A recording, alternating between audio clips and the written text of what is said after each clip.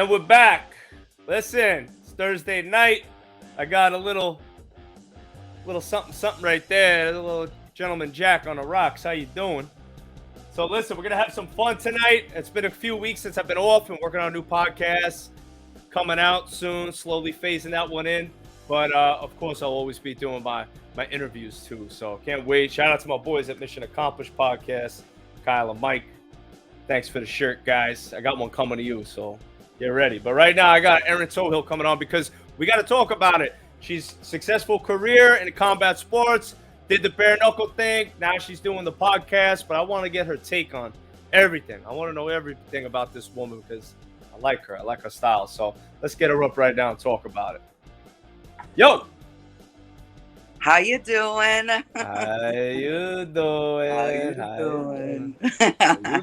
How you doing? It's like you got to stress the you. You got to be, how you doing? You. How you doing? That's an attention getter right there. Salute to you, by the way. Salute, salash. Thank you for having me on, and I'm ready to talk. You know how much I love to talk. Yes, so. and I love to talk about it. So, you know, big fan of bare knuckle. You know, I've been big fan of combat sports since I'm a kid. I trained MMA. I got into boxing. I never did it professionally or competitively. I just enjoyed doing it. I was a competitive baseball player growing up. That was my thing.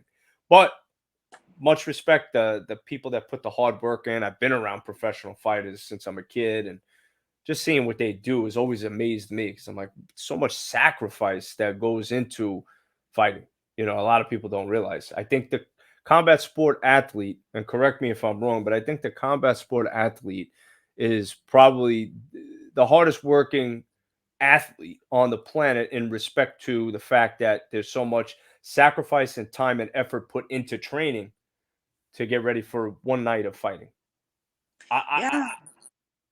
Go ahead. I know. I think so. Based on sports that I've played, I've never seen athletes train so hard. Yeah. You know, well, I think a lot of it, you know, I'm a lifetime athlete as well. And, you know, I started playing soccer at 4 and I had scholarship opportunity. I've talked about this before, to Stanford when I was a good soccer player.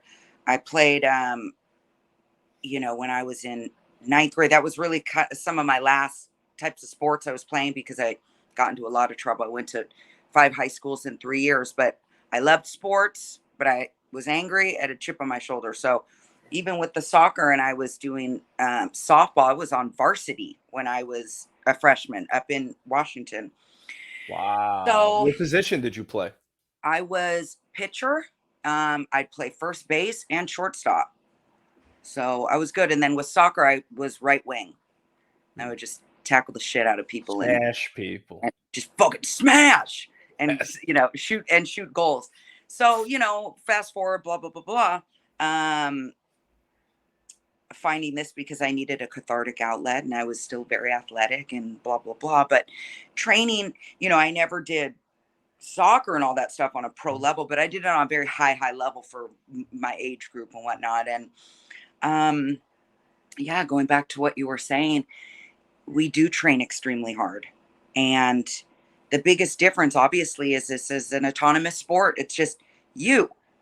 So you can't really slack off, you know, or if something fucking happens on the field, you can't blame whomever. You're like, fuck, man, it's me. You take responsibility. Yeah, So I hope my teammate hits a home run today because I suck, you know. That kind of right. But it just puts a different responsibility on your shoulders. Mm-hmm. I find that the people who grew up in sports do better transferring to a combat sport because they can take criticism, they can take instruction, they can take a little bit of shit talking. You know, it depends how your coach is, but yeah, I can't speak for everyone, but I know I didn't get to where I did because I have a shitty fucking work ethic. I trained very hard. Even these fights that I just had, and I'm, you know, 45, I trained.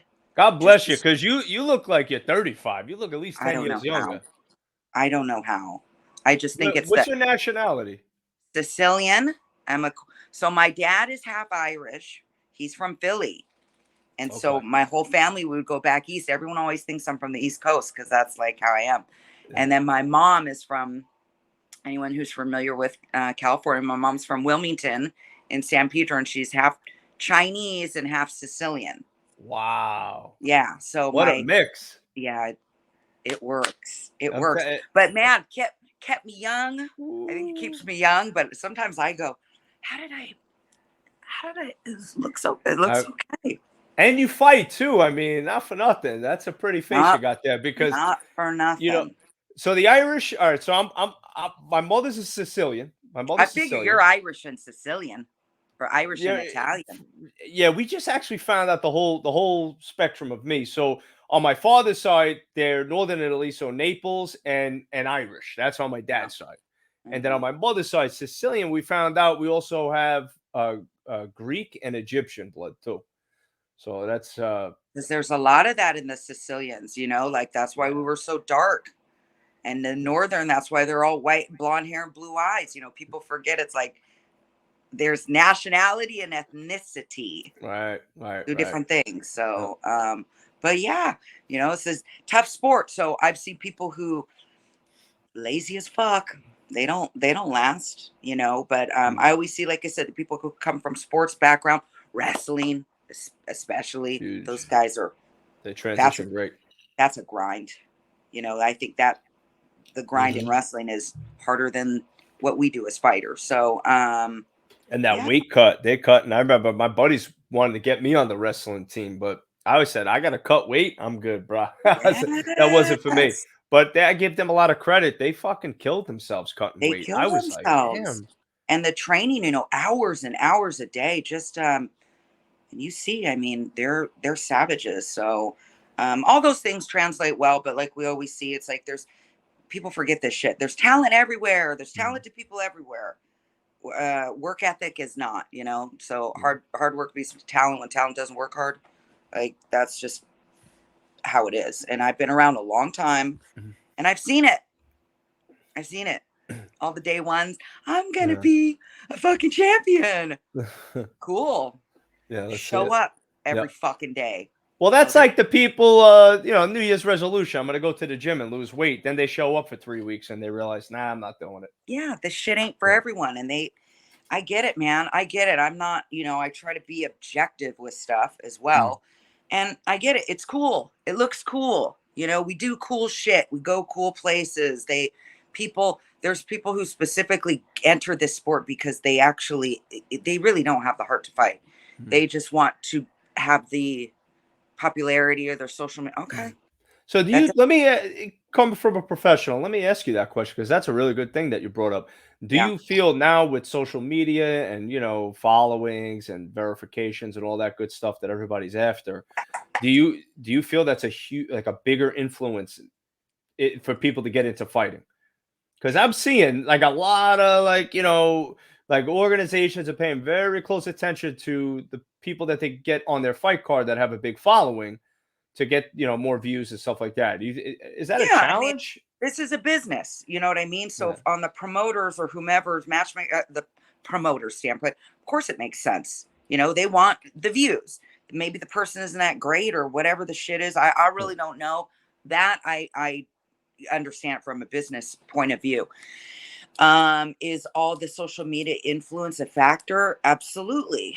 I don't know what percentage it plays. If I Mm. really want to break it down, I'm sure I could figure it out. But yes, you're going to get people who start to come in this sport because they want to act, they want to Mm. model, they want to be on TV, and they're all these young cats, they're chasing fame, Mm. right? And that's why all these millennials and all these ages before they can't fucking function without somebody telling them yes, or they're getting a click or whatever because they don't understand what life Yeah. was like that before. Mm. So Mm. they don't have to work for shit. They think that because, oh, I have fucking, or I paid for 100,000 followers or something that I deserve to be there. Okay. Right. I It's get it. entitlement is, I have my 5 whatever, but it's like entitlement is probably one of the grosser characteristics of people. I find that a Mhm. very, besides being no I hate integrity, it. not, I yeah, hate not it. keeping your word. Because I'm old school. I'm like, that's how my dad raised me. Mhm. And I surround myself with people like that. So I got great people, but yeah, it's the entitlement Yeah. and I deserve why does she get that? You dumb bitch, because she worked for it. She trained for it. Mhm. She went out and fought. The record, their actions prove. I don't care what people say, and Yeah. most people can't do that. They can't put their money where their mouth is. It's tough. I see it a lot. I see it a lot, For sure. and it's definitely changed the game. I mean, we've seen it with Triller. We've seen what they're doing. A Mhm. lot of these shows and the influencers fighting. And you know what? Look, I'm not saying it's good or bad. It's entertaining. Mhm. But you try to put I don't yourself mind in a it. I don't mind it. I like it. In the beginning, like with the Paul brothers and stuff, of course I didn't understand that. I never heard of them. I don't watching YouTube Nickelodeon people, you know what I mean? And then when they came out and it was like, like any fighter, we're like, okay. And then I got over it, right? Because I just went, they're smart. They're doing something fucking Yeah, that's right. smart. Because there's a lot of people with a lot of money like that, and they're not figuring it out. They're smart. Their Oh, team is smart. 100%. And you can't hate them for that. They're bringing more recognition to boxing. Why do you think DAZN, like we're talking about DAZN and all those guys pushing numbnut Dylan Dennis? Like no one even knows who that guy is, Right, right? But they right. want, I get it, and people are 100%. so, yeah. So they're, been creating that narrative with him and then Jake's brother, Logan, I guess. Yeah. But Jake, I like him. I follow him. He loves boxing. He respects the Oh, sport. he does. You could tell. Yes, he trains very hard. He takes it very seriously. So I can't discount that. I can't knock on somebody who wants to learn and they're putting the money into, I don't know, whatever, if his fights are fake or not or whatever.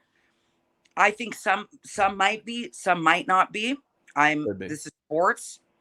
There's rigged shit all the time. Entertainment, That's how money's on the people make the line. money, right? Well, The fucking um I think the Paul brothers, like, I don't think they're full of shit in the fact that I really do think that they want to fight yeah, because they already made the money. They've right. already made big money. They've been on the Disney Channel. They Yes. got the YouTube money.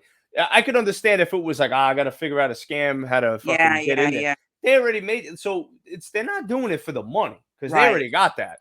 Yeah. I think they're Good just point too. two young kids that got popular very early in life, made a lot Yeah. of money earlier, and now they're like, "What do we do next?" You know what? I don't know. I'm gonna try boxing. I really think that was the conversation these two had in their house, hanging out. Like, what are we gonna do now? We got all this money. I'm bored. I'm 25. Like, what are we gonna do? Yeah, right? I think they're just like legitimately, let's go fight, but let's be smart about it. We got a name. Let's use it to our advantage. If we got to be assholes about it, who gives a shit? Mhm. Let's do it. They can do whatever they want. So Yes. I don't discount it. And look what they did. Jake Paul's he's a big name in boxing, as crazy as that sounds, but he Mhm. is. And then Logan just signed with the WWE. He's a wrestler now. So Good for him. they're doing it. So Yeah. I don't And got a nothing lot of against those people, you guys. gotta, it's like you'll never meet a hater doing better than you. You know what I mean? And that's just kind of like, I get it. Those guys, I've never had a paycheck like that, and I'll never see money like that. I never know. But as of right now, no. Okay. Hey, we're So I going can think viral after this episode we're here. going So fucking come viral. on But now. it's like, he was talking, he was doing an interview with somebody, Jake was, and the guy asked him, what did you make in revenue last month? And I think if he goes, if I liquidated everything, just in the year, I think it was, $60 million. I mean, so they're doing all that new wave shit too, the crypto and the NFT. And I don't know Bitcoin. I don't know anything about that stuff. And good. They're creating something, a legacy and a brand. And I'm sure they'll have family and taking care of their parents and whatever. But I like it. I don't mind it. He loves women's boxing. He promotes Serrano now, Mhm. so he got her on that card too before it fell through with Rockman, and he I'm here for it. and I like it. Listen, he's So, gonna have a few more fights, Jake Paul. This is what I think is gonna happen. mm-hmm. I think he's gonna have a few more fights, make some paychecks. You know, he's gonna fight Silva next. I mean, we saw that. Well, he You know, is. That's Anderson already, Silva. It's gonna be yeah. great. So October he's, 29th or something like that. yeah, in Arizona or something like. Yeah, yeah, yeah. Can't wait And to see it. I think that could be. Don't see Anderson taking a fall. I don't think he would for that, but No, he won't. I think he has too much of a legacy. You know, he's a legend. It's different. I yeah, think that's going to be a legit yeah, fight. I think Anderson will win. And then, but here's the thing: win or lose, it doesn't matter because what I think is going to happen is Jake Paul. You're going to see Jake Paul promotions or Paul brother promotions. They're yeah, gonna. This is how they're going to get into promoting fights. yeah, Eventually, they are. Everybody wants to be on their card because they know. Look what Jake Paul did the last time. He went out, he fought, and he broke off some of his pay to other fighters on the card. You don't hear about stuff like that. So I would want to fight on a Jake Paul card. I'll get my ass whooped. I don't care, but I want to fight on a Jake Paul card. and you know, these are all characters and stuff like that. We had a kid, he fought on one or two of his cards, but he in the beginning, this was last year or something, but he kid I was training with, and I think he had one or two boxing matches or something, but he's an MMA guy and kind of, you know, lopsided record, but he didn't like him and he called him out. And so, like, did this, you know, build his whole social media and stuff. And I was going, I was laughing because I just know this kid and I went, fucking Yeah. go for it, bro. So he called him out. And then Logan's coach, which is BJ, I can't remember his name, but legit, you know what I mean? The guy's legit. He was like, hey, fuck you, man. How about you come out here? And anyway, they brought him out for a camp, right? And he helped him prepare for one of his fights. He ended up fighting. This is Anthony, Anthony Pretty Boy. Why I forget his last name, but he ends up being Jake gives him a fight on one of his cards against Tommy Fury. Okay. Yes. So, Well, that fight. and it was really cool because you know this is a guy that never had a great record, always kind of like figuring stuff out and creating something for himself. And I was very happy for him because, you know, of course, the other people hating on him. And I was like, just, you're doing it for you. He said he was a very nice guy, paid him very well, you know, paid him for the sparring that he did as they fucking should, put him That's on the cool. card. And I think he fought maybe another one or two times, but good for him, you know, Yeah. man. Like, I like that. So he takes care of his people and blah, blah, blah. Yeah. Well, I know we're gonna meet you. It seems like we're gonna bounce around on topics, and I like this. Absolutely. But I want to know what. So for you, like I know you played sports, you did softball, you did soccer, but what was that transition for you, where it was like, you know what, I want to take this fight game seriously? When was that breaking point moment for you, where you're like, you know what, I'm all in? Well, you know, you you got to remember too. I had my first fight in 99, 19 fucking 99. Okay. Okay, I was like 21, barely 22. As I was saying, just kind of going back, I mean, I went to, like I said, 5 different high schools in 3 years. I've been fighting since I was 4, getting into fights, hitting Oh, people. I was suspended for the first time in 2nd grade. I remember his name was Ryan something. I went to Catholic school too, by the way. I Jason. fucking hit him and broke his nose. This was when I was 7. So when I talk about, like, I did this interview for BYB that I've had hundreds of, it's not a joke. You know what I mean? Hundreds of interactions Oh over, yeah. I'm 45. You know what I mean? And Oh I was, man, but you as an old lady, you're gonna be feisty at that checkout line. fuck, bro. Someone's getting fucked up. You don't fucking try to cut, don't try to fucking nickel and dime me, right? Get those coupons out. But, you know, and so I was lost. I was very angry. I was a drug addict. You know, I hit rock bottom 2 times in my life. One was when I was a teenager. And so lost all these opportunities to go to college and I didn't want to go anyway. I wanted to party. Hmm. And so I grew up in LA and South Bay area. So my family still lives there, like Torrance, Hawthorne, Gardena. I went to Redondo Union. And when I was 17, I I was already like on my own, to tell you the truth. When I was Okay. like 15, I was running around the streets at 15, 16 years old. And then I was like, you know, my dad raised us. My dad raised 3 crazy kids by himself. And then during, you know, I don't know, when I'm 12 or 13, the mom comes back in and takes us. And then it was like all fucking downhill from there. Just not a good person, but my dad was a really good person. Mm. So I had already been angry my whole life anyway, just because of dealing with family shit, like all kids, you know. And I was fighting, like, this is not a joke. I was fighting all the time, every other day, every weekend. We were going to punk rock shows, fighting people. I'm getting jumped. I've been jumped. I don't know how many times. I've been in all kinds of crazy shit. People just don't believe because my face doesn't look like it. But if you talk to my homeboys and homegirls back in fucking LA and the shit we used to get into, like, they'll co-sign. I don't talk about shit that's not real, you know? Right. So fast forward, I moved down to Orange County. I had a boyfriend, an older boyfriend. When I was 17, I had my own apartment with this fucking cat in Huntington Beach. And I still, you know, just whatever, running kind of roughshod, and then still fighting a lot, of course. And then one time I was at a bar down here in this area, and it was called, in Orange County, I'm in Costa Mesa for people who don't know, and it was called the Little Night.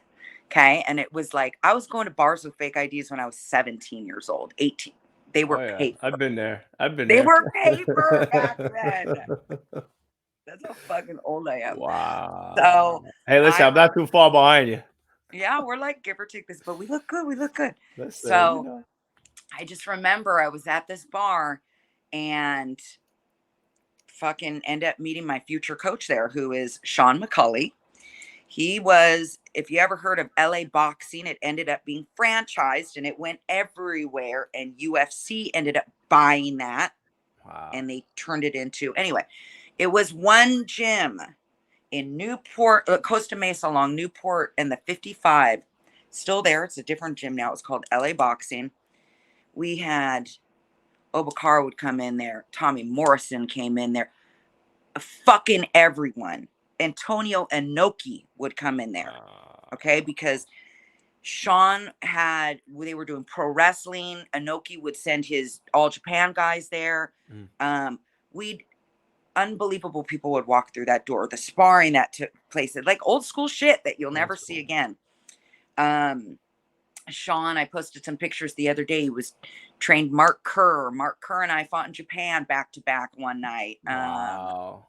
But you know, and back then it was like, this is like I said, probably 98 or whatever. And then it was like, I trained for 6 months, but Sean met me. He knew my brother. I have an older brother, which most people don't know. His name is Sean also. And he was training in there or whatever. And he was like, oh, Sean McCulley. He's like, oh, you're fucking Sean's sister. He's like, okay, now I can see the resemblance. Because we had probably just gotten a fight. And Sean probably almost hit me because that's the type of guy he is. And he goes, why don't you come in? Come in tomorrow. Because I go, I want to fight. I can fight, you know. And he's like, I'm thinking, because I do this every fucking day without getting paid. I'm like at the bars every weekend thinking I'm fucking Betty Badass, you know. And I go, might as well get paid, you know. Hell yeah. He thought, all right, fucking come in. He goes, I never thought that you would come in because you were so fucking drunk, right? You stumble in at like 8 a.m. when he told me to be there. I said, I'll be there. Hungover as shit. And really, the rest is history. I had been training jujitsu before that. I started training, I think, jujitsu in 96. I was 19 or 20. I started with Joe Moreira and I trained with Kleber Luciano for a long time. And it just, I had that base with that and I liked doing that. I don't even remember how I got into that, but it's a long time ago. And he goes, what do you think about fighting? You know, we go, oh, kickboxing. We can do kickboxing. And Oh, okay. Did you right. start? You started with kickboxing? Yeah. Okay. Because Sean was a kickboxer, a very fucking good one. And I didn't know. I did see they used to have on USA, they'd have Thursday night fights. I don't know if you remember that, right? But I used to watch all the fights with my father. Any kind of yes, fight that was going on, my dad exactly. had it So like on, so I Tuesday watched them night all. fights or whatever on USA. And I saw women on there and I was like, wow. I remember watching Bridget Baby Doll Riley. She was that kickboxing world champion, a smaller one. And then she had a very good career in boxing. She's probably 50. I remember watching, oh my God,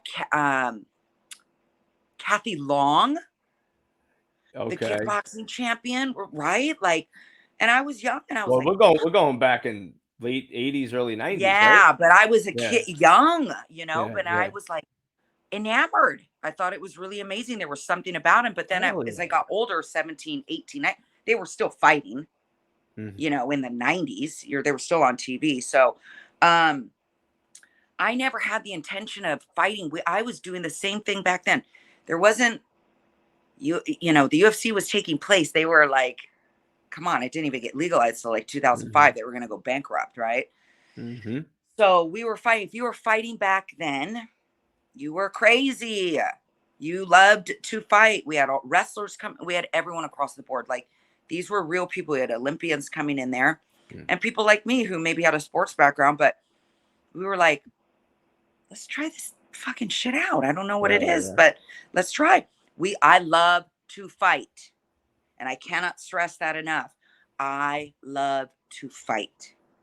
And I live, breathe, and fucking sleep this shit. And the older I've gotten, I can control myself a lot more. Mm. But when I would say I got into all these fights because I didn't care.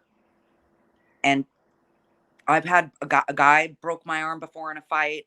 I've had bottles hit on my head. I've been hit by a bat. I mean, I've had some fucking gnarly shit. Damn, they should make a And movie about you. I know, right? Like people go, Uh, what? Like Like, I I'm probably enjoying this whole story right now, so that's what I'm thinking. My wheels I are probably spinning. forget more shit than I even remember. You know what I mean? But I've lived a, Yeah.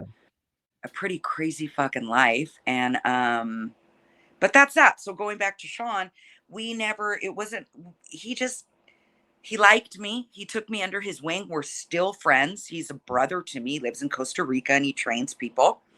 Jason Perillo, who trained with us as well, who is the Rook Ahead trainer, trains all the fighters. Mm.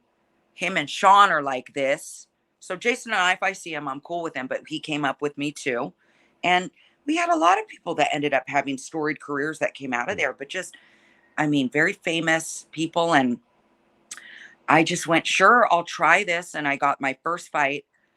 I got paid $1,000. I fought a girl who, okay, so back then, we didn't have all this look online. You had to fucking go Mhm. in the back of like Black Belt Mhm. magazine and order a fucking VHS tape. Wow. So they'd Those order were them the days. those 98. And we're at the So gym and the crazy. fucking TV that's up in the corner, behind the fucking Mhm. desk. We stick the fucking VHS tape in. This chick looks like Dolph Lundgren, okay, but with like red lipstick. Anybody who, if you're watching or listening, if you watched Pride, there was a guy named Bob Schreiber who was a Golden Glory guy, right? He fought in Pride a bunch of times. This is his wife. His wife was named Okay. Irma Verhoeven. And she was a woman, a grown, like probably 35 or 36 when I fought her. Anyway, okay, I was scared, because I just go, oh, I can fight this world. I was not in shape. I was still like chubby from not training, like drinking and stuff and Yeah. fighting. But I trained very hard for what we did. And we focused on my jujitsu because that's like what I thought I could do. Okay, I didn't know she was like 3-1 in MMA, but she was like a fucking 45-2 in kickboxing. Ooh, Only lost to like Lucia Riker, who was also Dutch, right? And badass. some other. She's a badass. Yeah. And I think I knew when I got there, one round. Okay, one round, 15 minutes. Ooh, boy. 15 minutes. And How'd it you was in do? Aruba. So I was like, let's fucking go. All right, Aruba, yeah, we could party at the Hyatt. I'm The down with that. the men fought. I know I didn't know what it was. Maybe Sean didn't either back in the day. Huh. I learned a lot as well with my career. That's why I handle things a certain way. Mhm. This was on Fernando, I can't remember his last name, but he was one of the first guys he did World Valley Tudo. So it was still like Valley Okay. Tudo. And he produced a lot of Gilbert Ivel fought on this card. Heath Herring fought on the card I fought on. Damn. Yeah, I mean, this is legit. And so and they even said, they go, the women don't have to wear gloves if you guys don't want to. And Sean goes, look at this face. He goes, she's fucking wearing gloves. So anyway, fast forward. I don't know how I made it through a 15-minute round. The men did 30 minutes, by the way. The men did 30 minutes. Some of the men didn't wear gloves.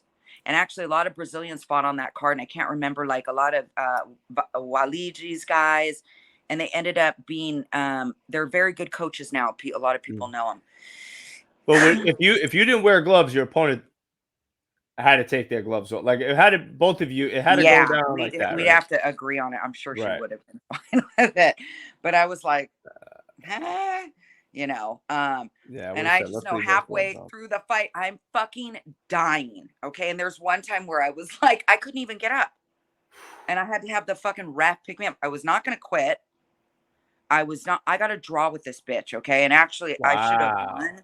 She was 1 point. She was, doesn't matter. I got to draw.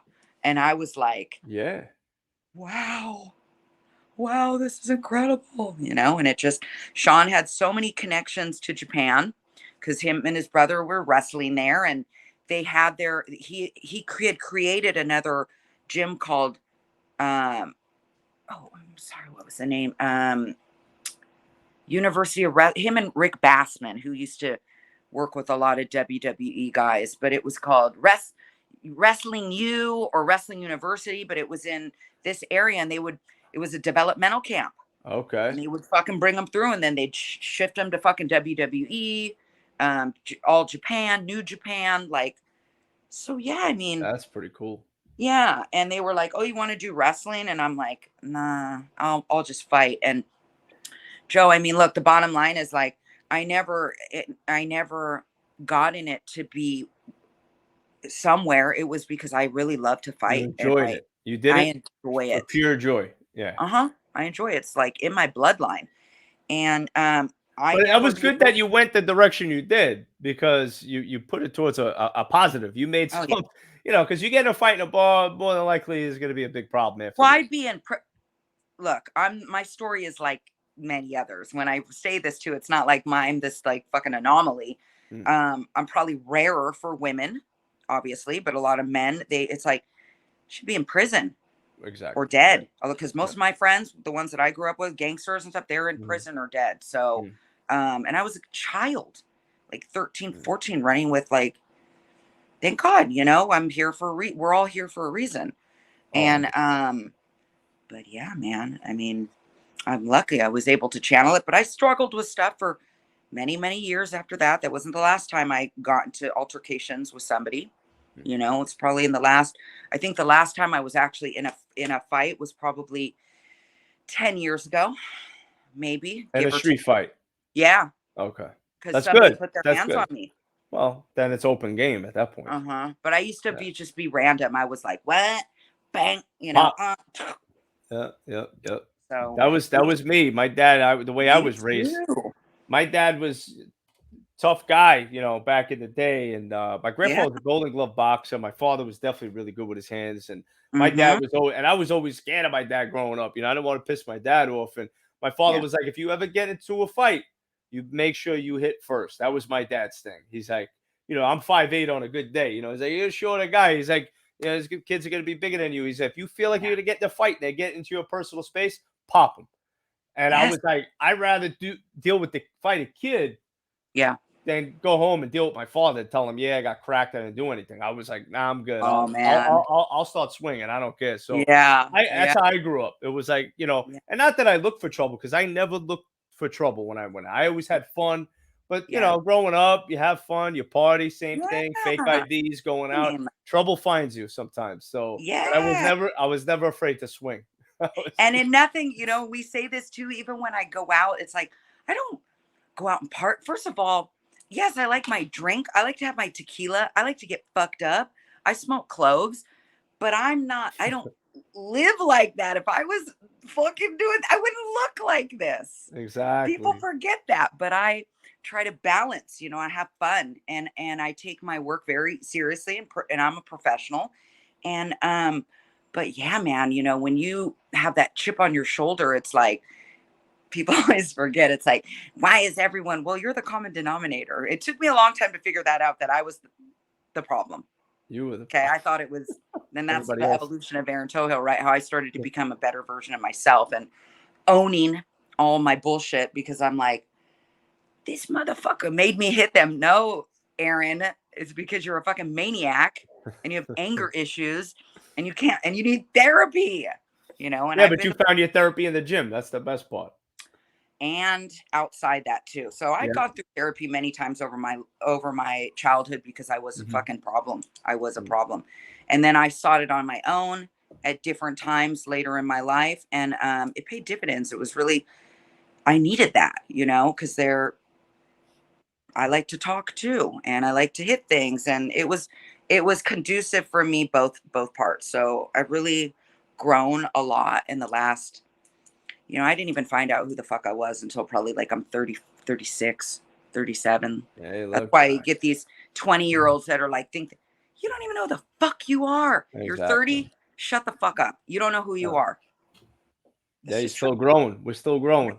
We're still growing and I'm still growing, but I am the best version and the happiest version of myself at 45 than I've ever been in my I life. love to hear that. That's great. Yeah, I'm I very love happy. to hear that I stuff. think I'm people happy. can tell looking at that, but I'm trying to Listen, it's good. You got to be comfortable in your own skin. Very yeah. important. I tell people that a lot. I get people reach out to me, podcasting advice and stuff like that. And I'm pretty good at giving people tips and stuff. And I've been Mhm, doing this mhm. for a little while now. Yeah, But, I always tell you, you got to be yourself. That's the most important yeah, thing. Like me, I don't, it's like I guess a fighter's mentality, but my only yeah, competition is me. yeah. If I fuck up, it's on me. You know what I'm saying? I That's tell right. people that all the time. Like, these motherfuckers in the podcast world, at least, and I'll be brief about it, but Yeah, everybody thinks they're better than everybody. I'm I better know. this. I want to be better than this person. But me, see these guys, the mission. I rock this shirt because Yeah, it's to me, it's we're all in the same community. We're right. having a good time. I'm There's not here enough to. for everyone to eat. Everyone can eat. And Everyone can. It just depends on how hungry you are. That's it. yeah. You know what I'm saying? And That's I what it and I comes out s- to. and I see that too because it's like now being on this side, like, I'm not I'm doing very well at it. I'm happy. We're gonna do work on some really cool things. No one can do my job like me because I'm me. Exactly. And I'm not worried. I bring a whole different element to it that I don't know any other woman that's doing what I'm doing or has the background and the accolades that I have.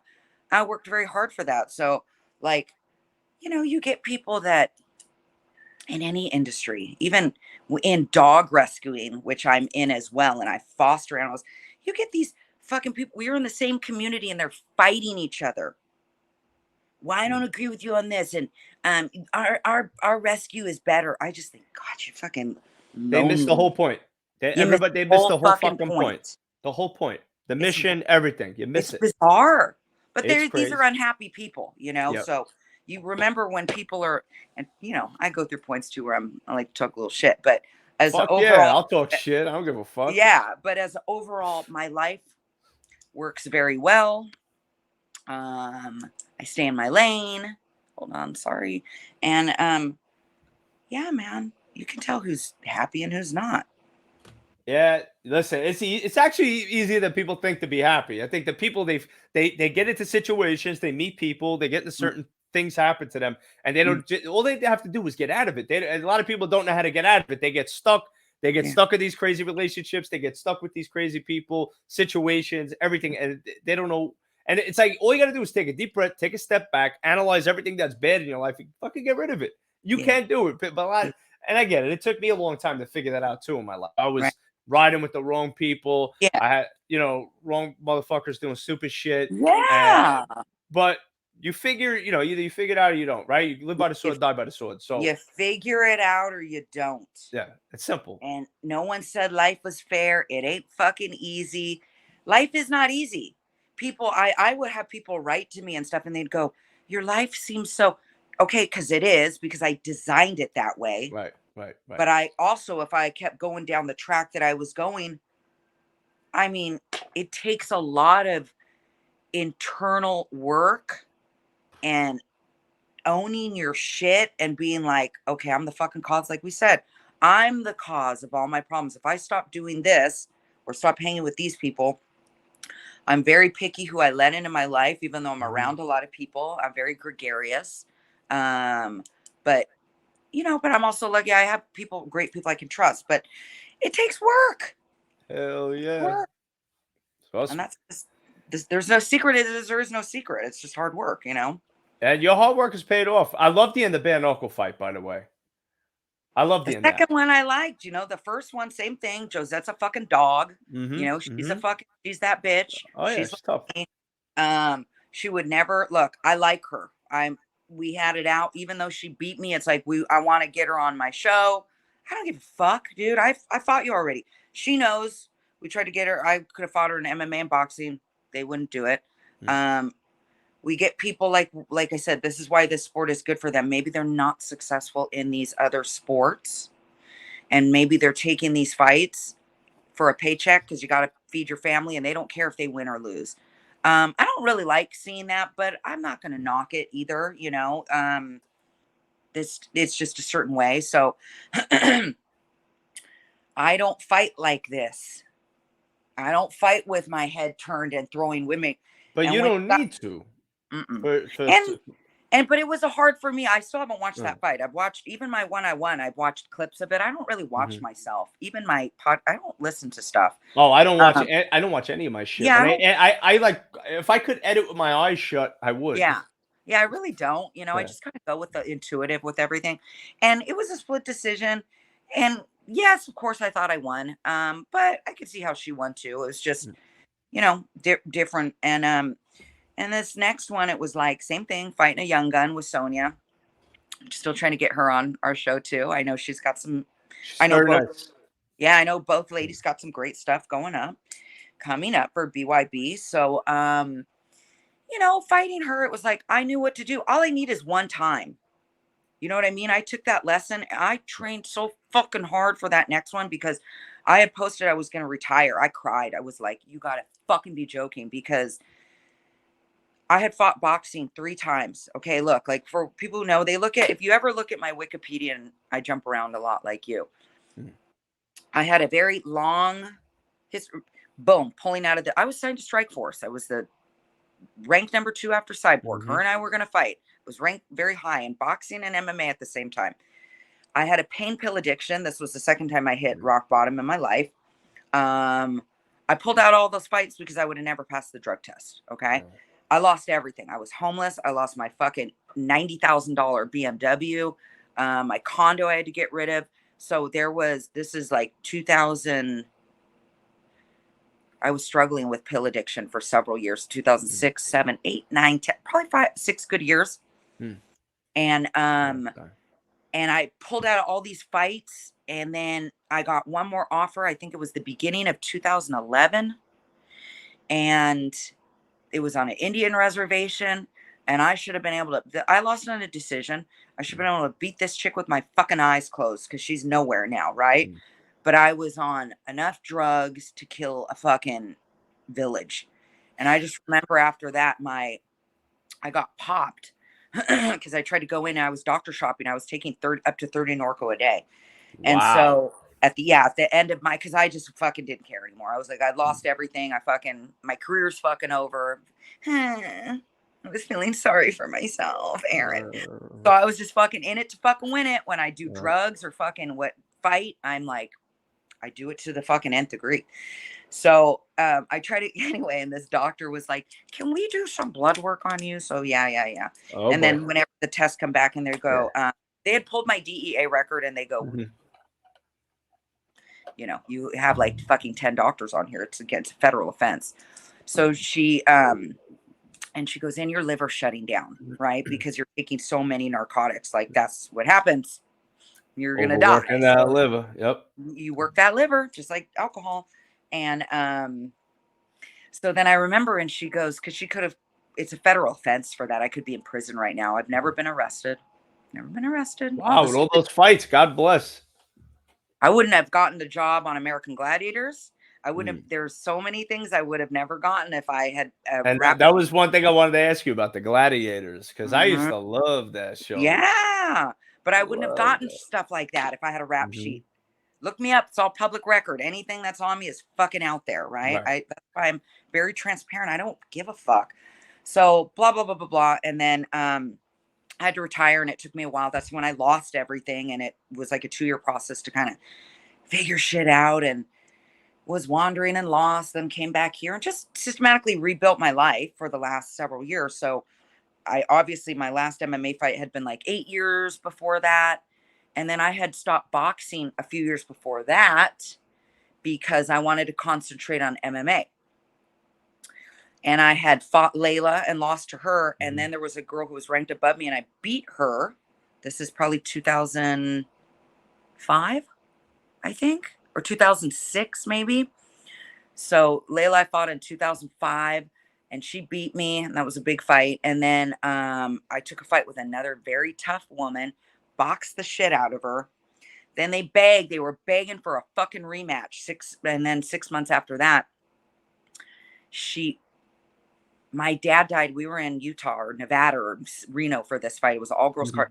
My dad was dying. He was in hospice. I already knew my dad was dying.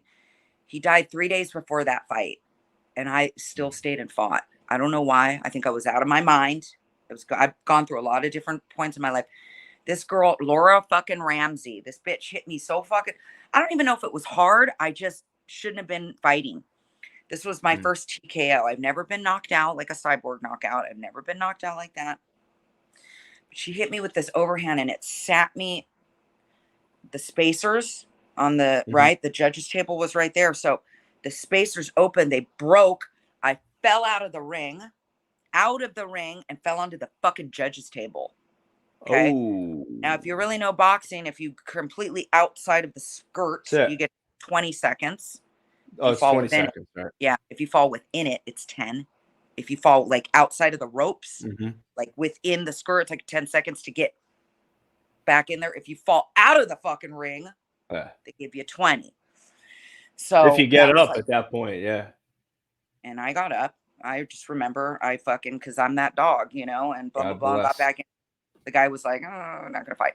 So then I retired from boxing. I was like, fuck it. I'll concentrate on this. And then, so just kind of jumping around. But in 2019, I hadn't fought boxing in 12 years. And I got called to fight Maricela Cornejo because I was going to be on that Golden Boy MMA card that Tito and Chuck fought on. Oh, okay. Fought each other, right? And so Chuck was training that was with us. that was about what, 3 years ago? Almost 4. 2019. It was beginning of 2019 or something. Tito, who I know, but Chuck was training with us because I trained with Team Body Shop with Antonio McKee. And they couldn't get me a fight. I was supposed to be on that card. And they had like 8 or 9 women turn it down. No one wanted to fight me. And I get a call from Chuck Bosecker, who's worth 316. He's worked with, Tom Loeffler and all this stuff. Roy. And he goes, you want to fight Maricela? Okay, Maricela Cornejo. And I fought her. I hadn't fought in 12 years. 8-round fight. Main event for 360. You went the distance, didn't you? I went the distance. I beat the fucking brakes off her. She's 30 fucking something years old, 32. I'm 41 at the time. Beat the brakes off her. They gave that to her. So boxing is treacherous. It'll break your fucking heart. I cried that one. Then I fought 6 months later. I went and fought Raquel Miller, who I had sparred with her once before. She was Team USA member. She was fucking like 70 amateur fights. This tough black chick from fucking San Diego. Fuck it. Yeah, I'll fight you too. She beat me. She dropped me 2 times. I didn't get knocked out, but she dropped me 2 times in a 8-round fight. It was for a regional NBO title, which is through WBC. And then I fought another 6 months later. I fought Hannah Rankin, who I like her too. She's a champion right now, but we fought at like 54, and I outboxed the shit out of her, but I'm not going to win. If I'm B-side, I got to knock them out. So I'm like, I'm too old to fucking do this. And then Mel came through with this, and, it took me some convincing, just not with this, but, money and whatever. I'm like, yeah, I'll do it. And, that's how it came to that. And I really wasn't going to fight again, but I just go, Erin, you can't fucking go out. You've lost all these fights. You got to win. Even though I got to go out with a win. Yeah, even though I was like, should have been like 2-1-1. I'm fucking 0-4. Yep. I get it. Broke my heart and my whole record. Like, you look at and we'll get into what's her name really quick for just a second, a smidge. You know who I'm talking We'll take a peek at it. We'll take a peek. We'll take us a little peek. But you look at my record, you look at my opponent's combined record, go to fucking Box Rec, and you'll see my opponents. I'm fighting world champions, multiple world champions. Former, when I lose to people, they're world champions. Yeah, they're tough. Now, this is tough competition. I'm fighting the best of the fucking best, bitch. I'm not out here fighting somebody who's 1 in fucking 18, 2 in fucking 12. Don't even bring that shit to me. And I like that because, you know, we see a lot, even, you know, especially in bare knuckle, we see a lot of the dicey records. My record is not padded. Look at my Box Rec. I fought the fucking best in the world. Hell yeah, you did. Hell yeah, you did. I see the names. Trust me. And it's like, and I watched Joe Frazier's daughter. I fought her and I was winning. I got a headbutt. So it was before the 4 rounds. As you know, it would go to what? The judge's scorecard. Yep. It went, it was a no contest. She wouldn't fight me again. I stepped up. That's cool. So, I mean, not a lot of people could say they fought the daughters of Muhammad Ali and Joe Frazier. Amazing, right? Happen to have one of the best trio fights that you'll see. That trilogy was unbelievable. Amazing. Yeah. Unbelievable. You know, blessed. So, but the bare knuckle thing is cool. I like the fact that you know, you obviously a gutsy chick because you're like, nah, I ain't going out like that. Let's go in. No. Now take the gloves off. So it's funny how that came full circle. You know, your first fight, you had the kickboxing, you had the opportunity to take the gloves off, but now you end it with the gloves off. I like the way that goes. I like that. Never thought of it that way. And so that is interesting. It really is. And I enjoyed it. But I enjoyed watching the bare knuckle. I'm a huge bare knuckle fan. And I got to tell you, I grew up a big boxing fan because of my dad. But when I saw the bare knuckle, I was like, and what got me on the bare knuckle game was Paulie Malignaggi fight. Because grew up a boxing fan. Paulie's we're friends. He's from my neighborhood in Brooklyn. So I'm like, I got to watch this. He's fighting bare knuckle. What the fuck is this? I know, right?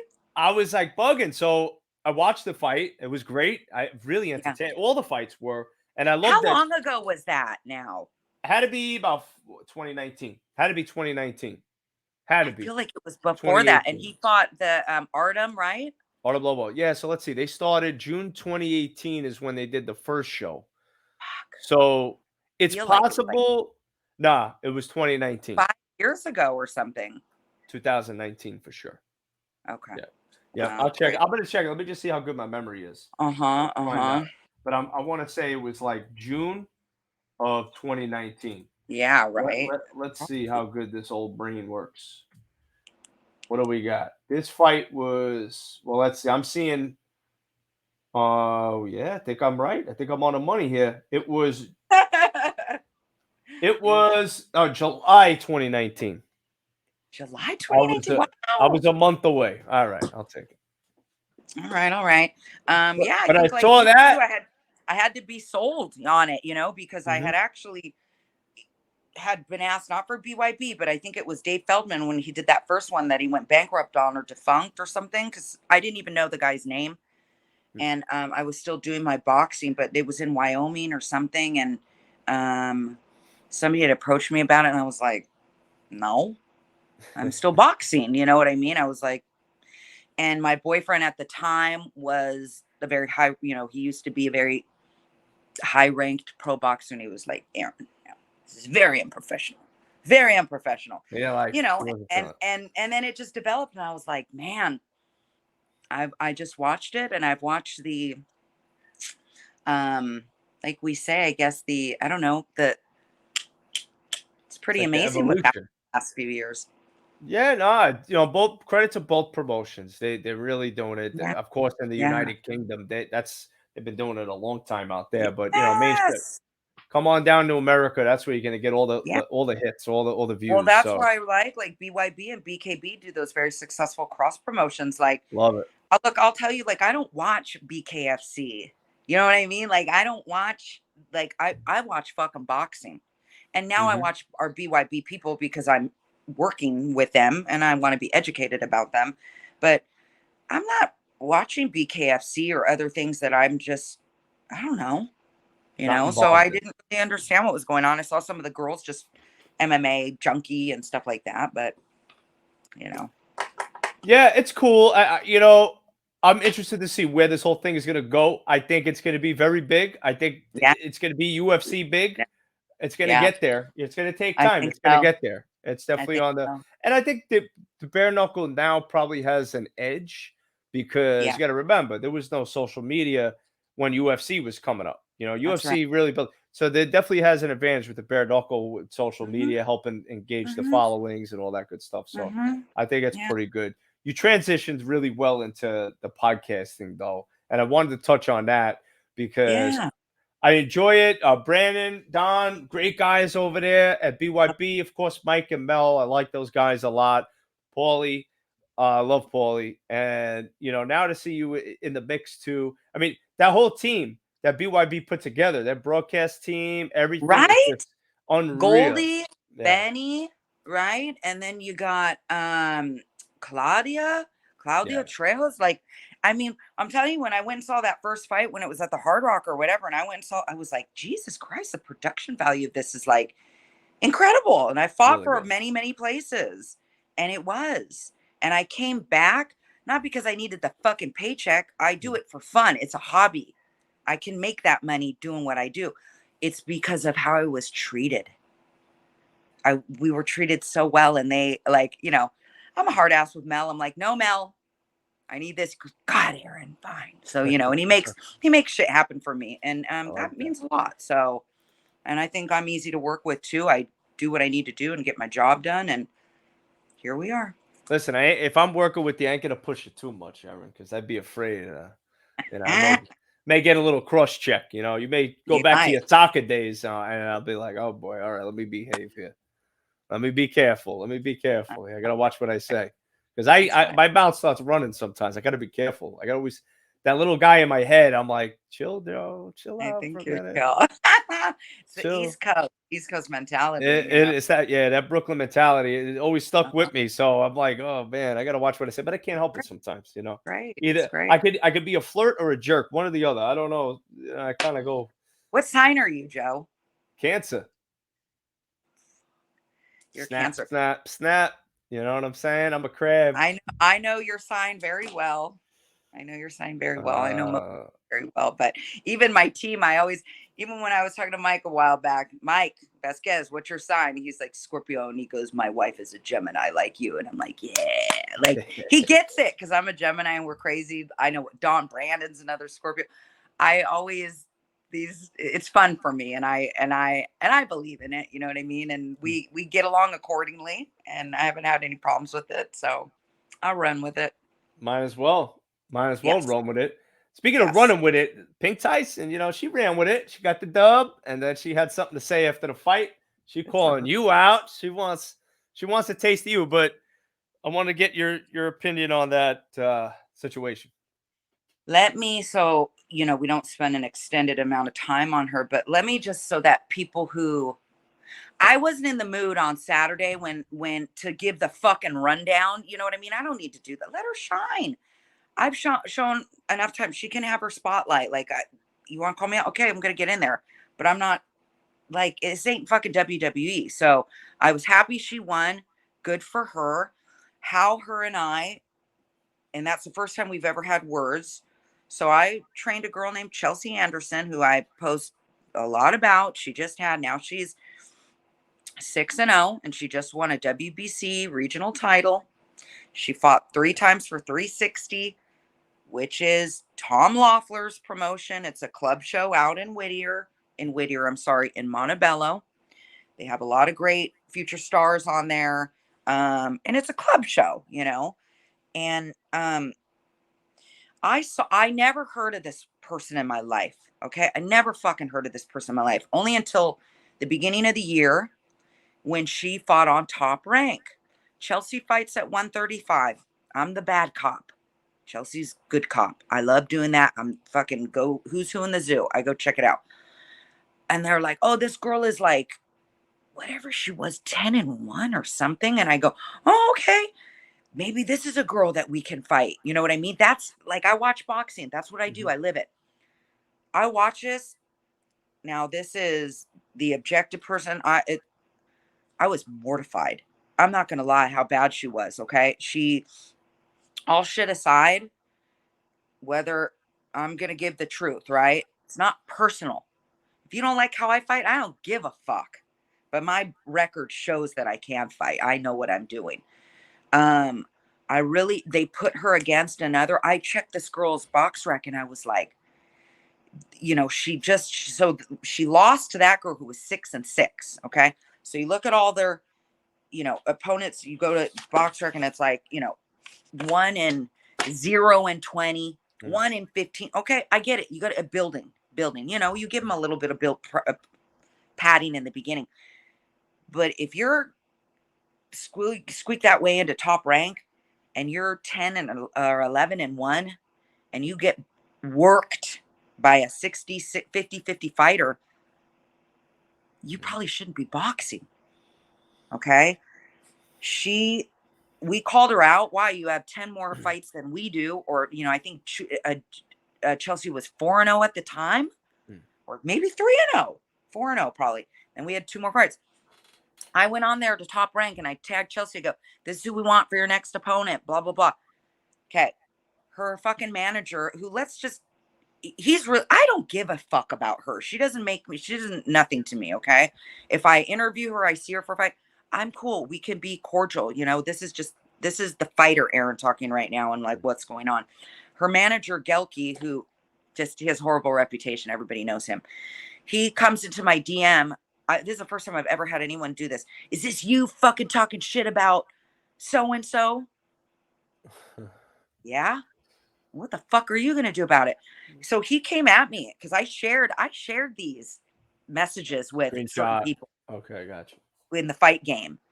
And I'm never going to write anything that I don't want out there. Okay. That's why there's nothing on me out there, because I say it all. He wrote all this shit to me and like, fucking this and just talking shit to me. And I'm like, keep that same fucking energy, motherfucker, because I will see you. Yeah. This is personal now. Now this has nothing to do with her. If you then fight Chelsea, if you don't like me that bad and because I'm dogging your fighter, they turned a fight down. Mike Styles, Chuck Bosecker, Tom Loeffler can verify this. 3 fucking times we offered her a fight. One was this past Cinco de Mayo, and then it was for the St. Patrick's show. They turned it down because they knew Chelsea would murk her. I get it. I understand. So then she went and fought once or 2 more times. Nobody's probably paid fights, and I think in Mexico or something. Yeah, when you go to Mexico, you pay people just so that people don't understand what the sport is about. You pay people to fight you. You don't get paid. So I get he's protecting her. I don't know if they're fucking boyfriend and girlfriend or whatever their thing is, but what I can tell you is that he knew I didn't know I was going to be fighting for BYB again. Okay. Because this is before my March fight. Now I'm working with the team. He just so happened to conveniently not come to Miami for her fight, and it's just like, be careful what you say. Like, you got to be careful what you say. And I don't understand why managers get involved with a fighter's beef. Like, be a manager, just stay in your lane. Like we talked about before, you stay in your lane. Yes. I see it a lot, and I'm more like, I'm on the outside looking in. I'm kind of in on the inside a little, depending on where I'm at in the situation. Yeah. But I don't get myself heavily involved. No. I don't have skin in the game like that to get myself involved at that level. Right. But as an outsider looking in, I hear and see shit on social media with these managers getting involved to fight. It's like, it to me looks right. It doesn't look good to me. It doesn't look good. Great. It doesn't look great. I wouldn't want somebody repping me like that. Like, I wouldn't be proud of somebody repping me like that. I wouldn't, personally. Thank you. Okay, because I'm not a manager. I'm a fucking fighter, first and foremost. And I'm a coach, and I'm a damn good one. And I have a very good reputation. Like, you don't gotta like me. I don't care about that. And this is who I am. But I wouldn't be in this sport for 25 years and be able to go to any gym and have all the connections that I do and go anywhere if I was like that guy, just a loud, disrespectful.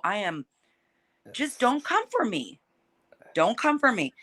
All he had to do was say, All right, let's put your money where your mouth is. But he wanted to come talking shit, saying, "Oh, I looked bad in my fight against Josette, and you lost this," coming at me personally, bro. I've been through hell and back 80 fucking times. It's going to take a lot more than your little words, but people understand. That's why I stay in my lane. If I got a problem with you, okay, it'll be handled, but you can't. Words have meaning. People think they can go around and type whatever and say whatever, and there's no repercussions. And there will be with certain people. People kill people for Sure. fuck you. Yeah, fuck me. I've seen it.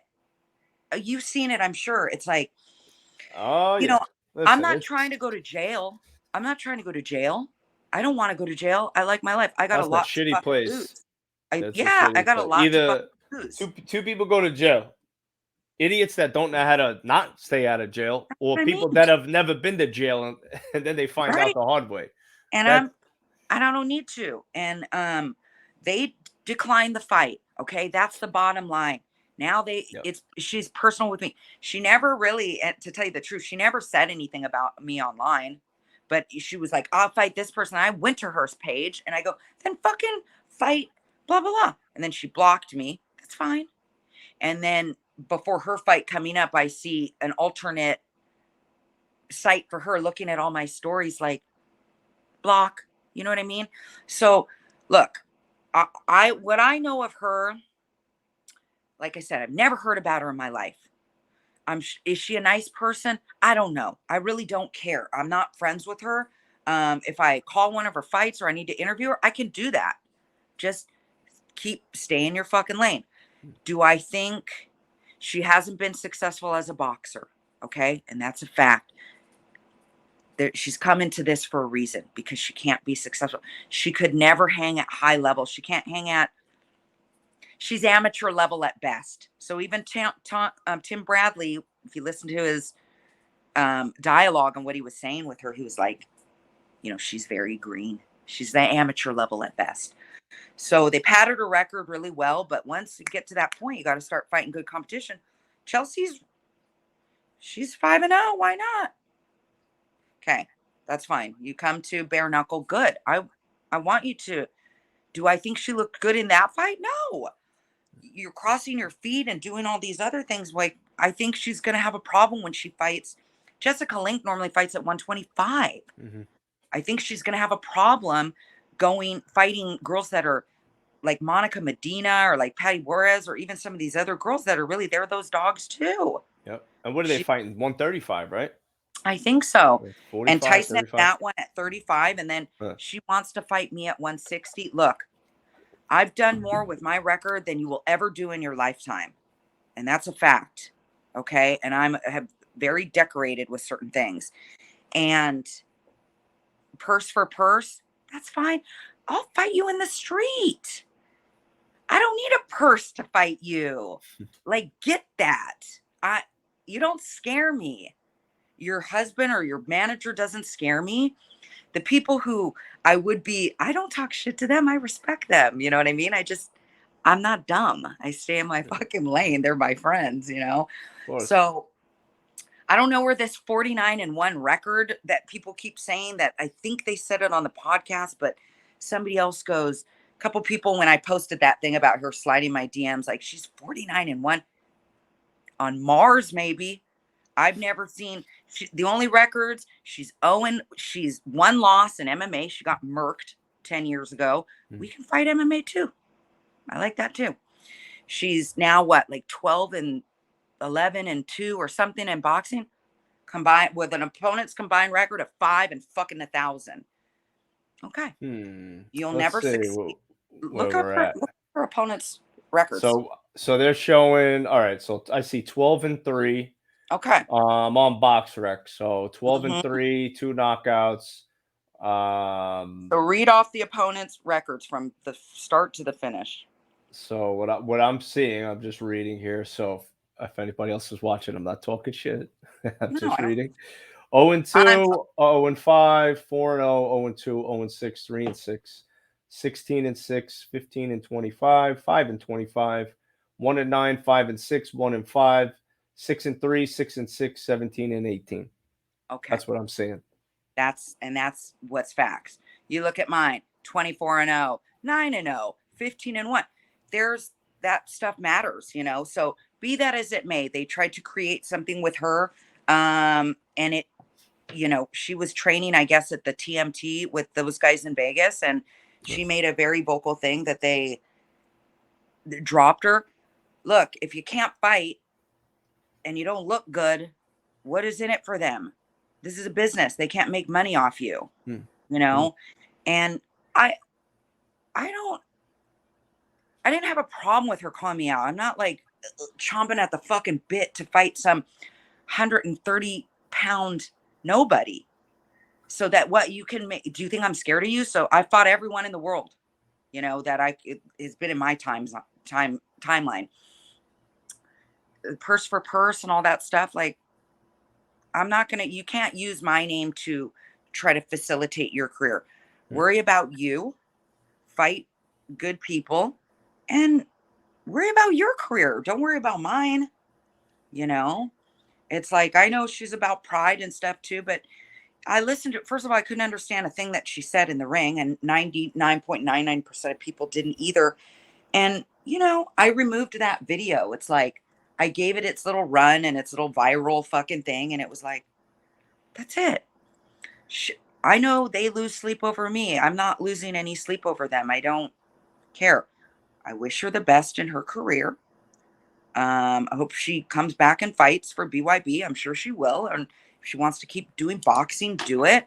But she wouldn't be in bare knuckle if she had a success, if she was good in boxing. You know what I'm saying? Because her weight division at 135, look, you got Michaela Mayer, Alicia Baumgardner, Katie Taylor. It's stacked to the fucking gills. That Baumgardner's a tough chick, man. Yeah, they're all. And then you saw Clarissa and fucking Savannah Marshall are fighting. Like, that's like that. Elite. That's good boxing. That's good boxing right there. So we'll watch that on Saturday. But that'll be fun. Kalia, whatever your name is, you know, I wish you the best of luck. I'm not interested in fighting you.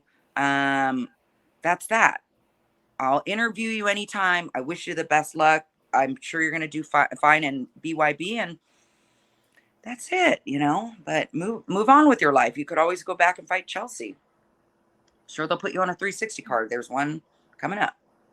So there you have it. There you have it. That's the beef. That's their imaginary beef. It's like, because do you think I just randomly went this created? It was like, because you're fucking scared. It's yeah, it could be a multitude of things, you know. Let's just try to get a fight, you know, let's get the momentum, and could be anything. So they said, let's go after big bad Erin.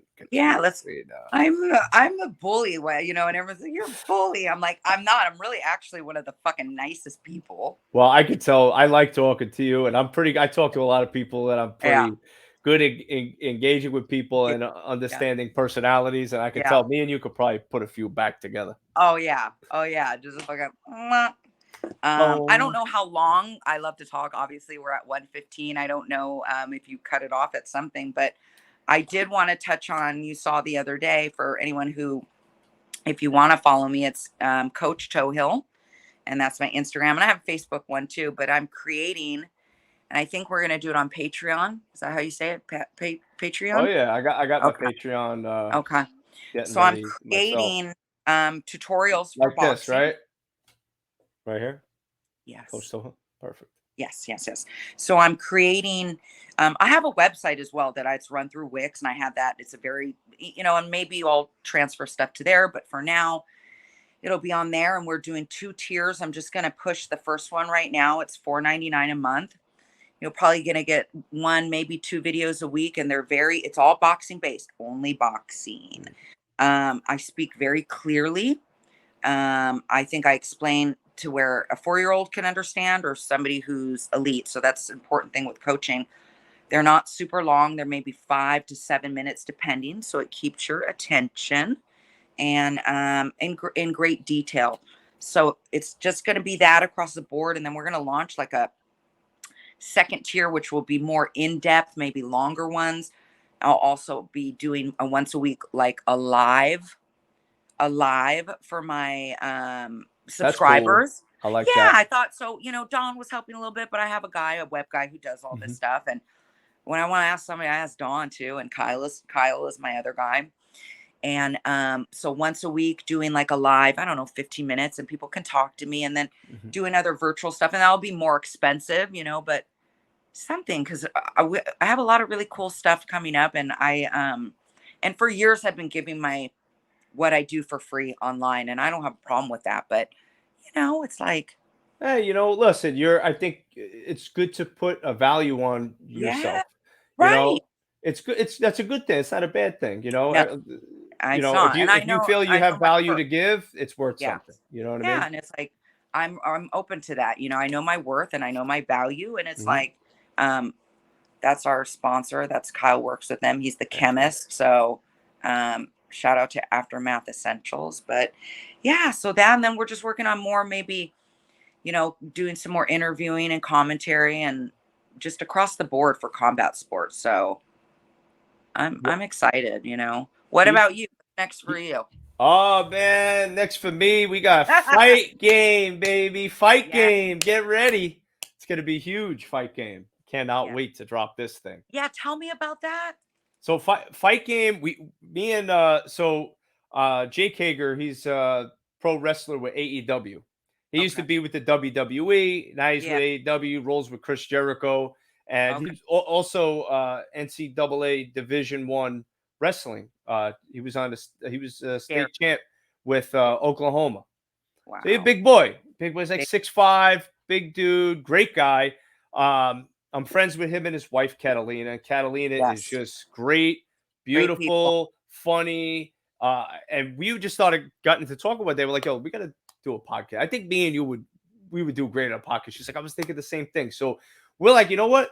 I don't want to do just any old podcast. I want it to be completely different because everybody's doing the Hmm. same old shit. And I've been doing this a while. What would So be different to you? it would be different to me. Yeah. Well, it's going to What would be, that be to you? What would make what you were going to do different? I'm curious to pick your brain too. yeah. Well, I wanted just something more engaging, something different. You know how it is with social media. People's flipping, Yeah. scrolling all day. You got to catch people's attention in the first Yeah. 3 seconds, so that's it. Yeah. Yeah. Yeah. Yeah. So we're going to be doing this show called Fight Game. It's a interactive trivia game geared towards combat sports, where we have celebrities, influencers, and professional athletes of all sports going Mm. head to head in this game. So me and Catalina will host it. It's going to be Team Catalina versus Team Migs, and we're going to have one person on her team, one on mine. We're going to host it, talk shit to each other while the two celebs or athletes go head to head in this show. And it's all time. So everything's like fight gear. The bell rings during the first, the round. They have a standing 8 count, the And they're 8 seconds. fighting boxing. They're answering questions. Oh, They're I get. answering combat questions. So like, Okay. Okay. Okay. Okay. Okay. but it's like, combat sports and pop culture, I get it. yeah, I, all different stuff. So they that's got cool. it is a lot of little tiny little details that we Yeah. months and months we're working on this. I So bet. it's gonna be dope. I can't wait. We're almost there. We got just a couple little things we got to iron I, out, but I would say by the end of this year, it'll be rolled out completely. Ew, It's gonna be how dope. fun. You seem Uh, pumped on it. Fucking love it. I can't Yeah, wait. Fusion CBD, shout out. They're sponsoring us. yeah, So right. yeah, Awesome. I can't wait to roll it out. I'm excited. It's gonna be a I'm good time. excited. Anything else that you want to ask me? Yeah, I want to Yeah, ask you a couple of questions there, yeah. but I want, Listen, but what really come your whole transition, I love. I love the fact that you do a lot outside of fighting. Rescuing dogs. Yeah, Obviously, now even though involved in fighting, you're doing the podcast thing, which I think is great. I yeah, I just enjoy hearing your story and getting to know you because I like the fact that how you grew up a fighter. You always had that in you, and now transitioning from a fighter into a coach now. So what I yeah, wanted to ask you about the coaching thing, what do yeah. you what do you feel that with all of your life experience, because we know a lot of fighters, they're not only fighting in the ring, but they're fighting things outside the ring too, demons, and there's a lot of stuff going on. So, coming from all of the experience that you have in life, what do you feel the most influential things you can offer your fighters when they're training with you? Mm, that's a good question. I used to train more fighters and I don't. And I don't have any right now. I removed myself from across the board like that. What I try to look at first of all is when I was coming up, um, the women nowadays think they have it hard. It's like you have no idea what we went through. Other women my age, the ones before us, there wasn't cameras looking everywhere. I mean, you talk about being sexually harassed. You talk about I had guys in the ring fucking trying to knock me out. They didn't want machismo. They didn't want me to come back. You're a girl. You should not be doing this. I had guys that was doing jujitsu try to put their hands in my pants and all this stuff. I mean, I went through a lot of fucking shit and I persevered and it was like, I'm gonna keep coming back. I'm gonna keep coming back. Um, so I really, that still happens now, obviously, Mm. but it's just, there's a much bigger light on it. So I really, with the women, I try to tell them, if you're gonna find somebody, look, this is for anyone who's listening, do your fucking research. This is the biggest thing. Everyone is online, and I said this yesterday. Just because you have coach in your fucking name, which I do, but I'm really a coach, or you post YouTube videos, you don't mean shit. Doesn't mean you know a fucking thing. People go, I declare. All you have to do is I declare something. I declare I'm the fucking president. I declare I'm a fucking light pole. Okay. So now I am, right? This is where this world, how fucked up it is right now. Do your due diligence. If there's somebody that you like and you want to go train with them, find out who trained them. Get as much information about them. Like Mm. they're gonna date your son or daughter or something, True. right? Who do they train under? How many fights have they had? There are some coaches that didn't do great in fighting, but they have the experience and they're good coaches, great coaches. But look for that. Make sure you're comfortable with them. I had a lot of people trying to make money off me in the beginning too. Look, even though I was fighting really good people in Mm. boxing, I had no business fighting some of them. People were just trying to make money off me. Yeah. So I take people along the slow way. I want you to be tested and I want you to show your mettle, you know what I mean? And see if that's like what you want. But I mean, that's the biggest thing. And I'm you're losing you a little bit. use your intuition, in terms of like, can you hear me? I'm losing you a little bit, Erin. You're frozen. Hope I didn't lose you. I'm here. Okay, I there. know, I know you're there. It's like You it's were very frozen. choppy and your screen froze. Okay, because yours did too. So, um, okay, you're moving. So that's some of the best advice I can give. Look, figure it out, make sure that you aren't getting pushed into. Oh, there he goes.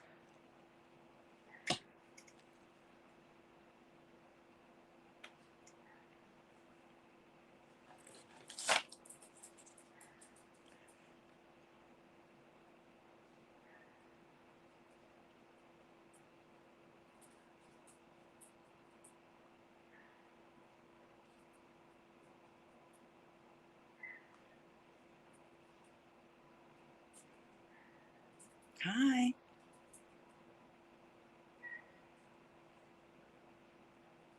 I'm gonna hang up.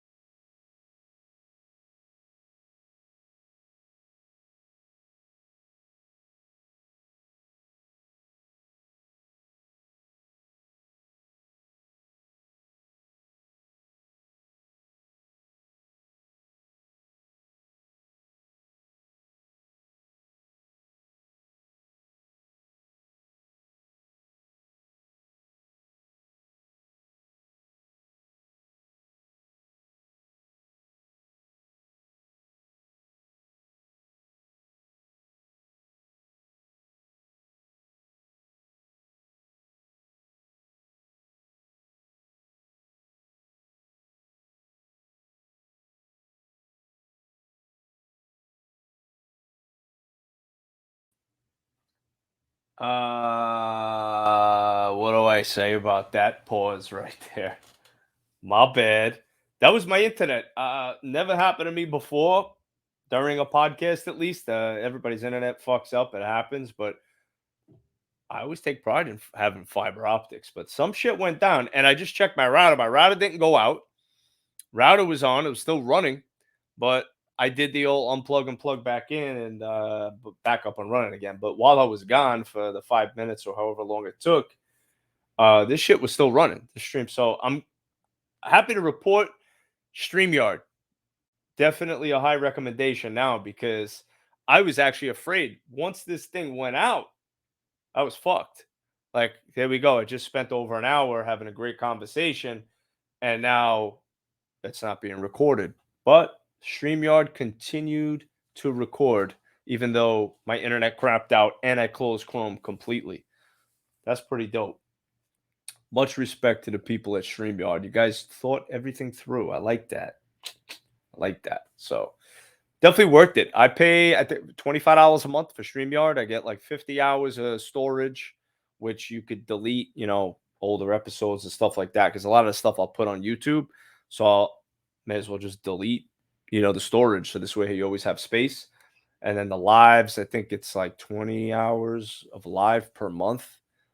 And I don't normally talk that long. Only reason I was going along on this one is because I never spoke to Erin before. So I wanted to get to know her. I like to do that when I have my first podcast with somebody. I want to get to know you and the whole situation. So, but now we're back. So I don't have to talk to myself anymore. Hold on. Jesus Christ. All right. I wanted to get a picture too of, hold on, like, oh my God. Oh my God. I got to get ready for my close up now. Oh. Hold on. Oh God damn it. You look good. You look good. Yeah, I'm gonna do what you do. I need that sponsor in there. Yes, definitely. Yeah, you're like me. You like to talk, and it's like you get me on a rant. Like the guys will go, like Brandon and Dawn, because they're like, "We want you to rant." Sometimes yeah. Reel it in because I'll just fucking talk. Listen, this is the biz. You got to talk. You got to have an opinion. You got to talk. You have to. Yeah. And actually, it was funny. As crazy as this may sound. So for a while, I was like a little more reserved, just ask the questions, not intervene as much. And I had a hater made a very good point. He's like, motherfucker, you ain't got shit to say. And I thought about it. I was like, that motherfucker's kind of right. I ain't saying shit. I'm just kind of sitting there doing my thing. But and it made me think, like, people also want to hear what I have to say too. Yeah. You know what I mean? So I learned, but it's like anything else. You learn, you grow, you figure shit out. And sometimes you need somebody to insult you to figure shit out too, So yeah, make a negative into a positive, Right. It's all like lessons. And even like when we started doing this, and it was new for both Brandon and I, and Dawn was like, even though I had met Dawn and Brandon before, we never, two other times, you know what I mean? It's not like we had this, like, we had to forge our relationship because I was a fighter and I'm all business. When I do something, I ain't trying to fucking talk to people, I'm like doing my thing. Yep. And like, he goes, Dawn's like, he's so funny. He goes, well, it's very obvious you've been interviewed many, many times because now you're interviewing somebody, because we had to test this out. You know what I mean? They gave me the option to roll with it. I'm a character. I know, like, people have been asking me forever, you should do a podcast that talks about like dating, because I have like funny stories too, like fighters dating. Okay. And so he sent me some really good, tips. So like you hear the first one, and now we're like 14 episodes in. I already know the difference. I can feel it. I know, but I remember the first one. I'm like, so, and then he goes, no, you have to be like, hello, you didn't fucking put your tap shoes on, right? And he's like, no matter what, it's like, oh, thank you, Big Mo. Like, and it was very uncomfortable for me at first, which is how I knew I needed to do it. Right. So I'm like, fuck it. Just do it. Just do it. Just do it. Have fun. However it comes out, comes out. So comfortable. Like, this is easy for me, but interviewing somebody, we got some people we were trying to get for next week, and I'm fans of some of these people, and it's like okay, There's a lot to it too. Like you're yeah, booking your shows. You know, you're getting your stuff set up. You know, I yeah, do everything from soup to nuts. You know, start to finish, everything, graphics, editing, the fucking, right, and I'm talking like, you know, I learned all this on the fly, but there's a lot more than just click the button and play and talk. This is the I easy part. This is the easiest part of the know. entire thing. It's just us, me and you talking right I now. Everything else, I'm like, you know, I get that gotta. Dawn is doing. And Brant, are you fucking kidding? Editing and like taking the graphics, and they do all of that stuff. Yeah, And I like like it. They do good work. they do incredible work and Yeah, high, yeah. very high work. And it's like, I couldn't do that. I wouldn't be able to do what I'm doing without those guys, you know? And it's like, that's why when you can find people, a team that you can really work with, it's like, you're fucking lucky, man. And Damn we, right. we work very well together and trust each other. So that's, It's key. huge. That's huge. And I'm happy for you and your success and everything that you got going on. And I want to say, let's have a drink next time I'm at one of the shows. We got me and you gotta we gotta pop one out. Are you coming? Well, I know the next one, they have the London one, right? So I there's wish some. I could make that one. That would be nice. I know, right? I Yeah, don't that would even be nice. yet. Mm, So I'm not sure. mm. But I'll be at the Tampa one, the November one, That'll and be nice. you should go to that one. Yeah, I think that's gonna be the move because I don't have. Well, it depends on what day is that fight. Probably a Sat. Let me look. Let me just make Because sure. I'm gonna be up in Orlando the week of Thanksgiving.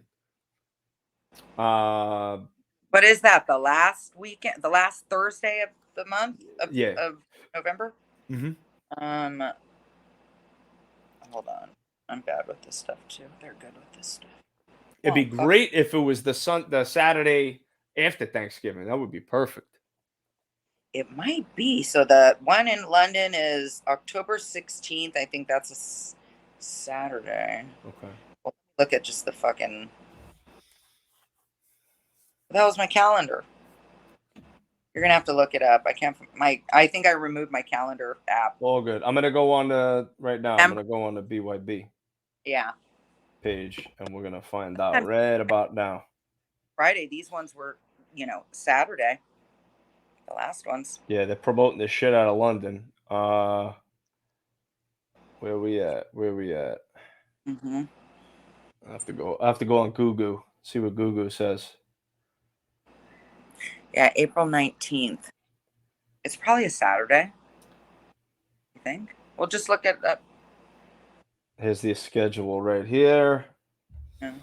And what do we got? What do we got? Come on, Don and Brandon. I want this shit on 2 clicks. Come on, guys. I'm clicking too many times to find out your schedule. Hold on. Don't Here we make them. go. Don't make them mad.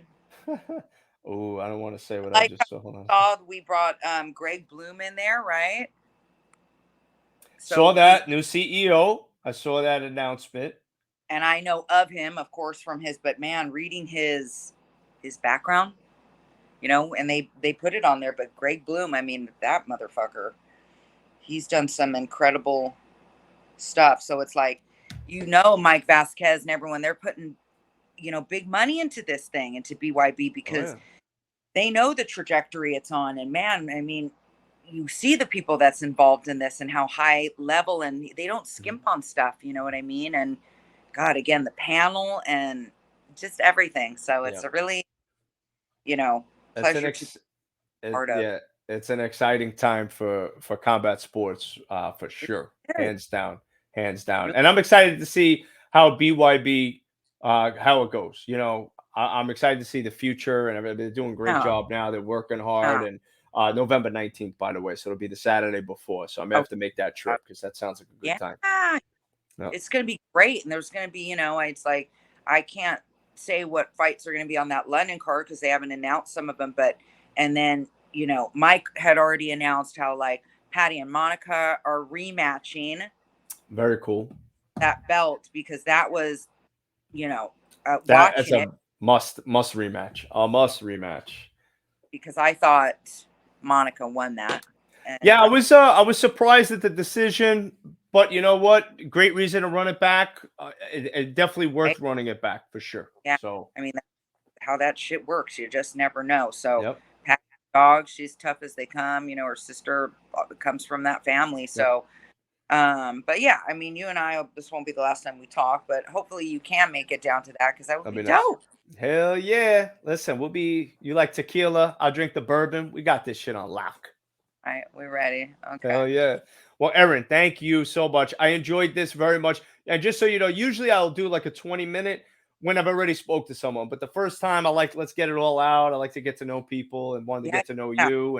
And I thank you for taking the time out of your schedule to talk to me. I appreciate it. You. Yeah. It's a good day to do this. So thank you, Joe. I appreciate you. Anytime, anytime. So enjoy the rest of your day and your weekend. And I'll be talking to you soon, I'm sure. I'll be putting some posts out this week. Okay. Thank you. Awesome. Okay. You got it. Bye. All right, that's a wrap. I had a blast talking to Erin. She's awesome. Erin's good people, got a great story, great career, and now doing the damn thing with BYB. So shit, let's do this. But so that's a wrap. Thank you for tuning in. Stay tuned.